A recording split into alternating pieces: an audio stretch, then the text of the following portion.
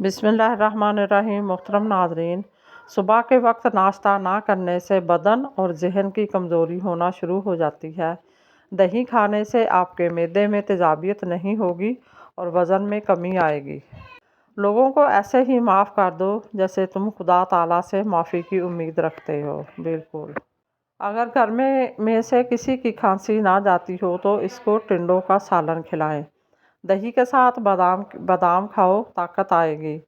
सब्ज़ चाय में लहसुन शामिल करके पी लो, जिस्म के हर हिस्से में ताकत उभरेगी। बाबा जी कहते थे कि संभाल कर रखी हुई शय और किसी की गौर से सुनी हुई बात कभी न कभी काम आ ही जाती है। बिल्कुल। पेट की चर्बी को चंद दिनों में पिघलाना है तो पानी में संतरे के बीज डालकर पी लो। बदन की खूबसूरती बढ़ाने के लिए रोज़ाना 5 दाने अंजीर के खाएं। हुक्मरान बदलने से नहीं बल्कि अपने अमाल बदलने से हालात बदलते हैं।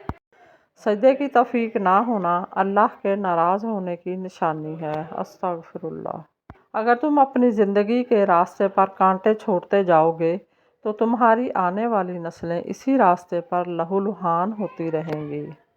दूसरों से गैर ज़रूरी उम्मीदें मत बांधो, वरना उठने बैठने और चलने में भी तुम्हारी राहत दूसरे की मोहताज रहेगी। अगर कोई इंसान आपकी वजह से परेशान है तो तुम्हारे सारे सजदे बेकार हैं। अगर किसी को तकलीफ़ देकर भी अच्छे से सो लेते हो तो अपने ज़मीर का जनाजा पढ़ लो, क्योंकि वो वफ़ात पा चुका है। अमानत सिर्फ़ चीज़ों की नहीं होती बल्कि राज की भी होती है। अगर कोई अपने जज्बात कुछ राज बयान करे तो इसमें भी ख़यानत ना करो।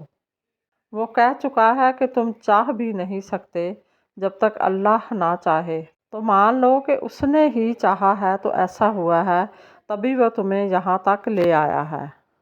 अगर लोग तुमसे मुतासर हो रहे हैं तो तकब्बर ना करो, शुक्र अदा करो अपने रब का, जिसने तुम्हारे ऐब छुपाकर तुम्हें लोगों में मुअज़्ज़ज़ बना रखा है।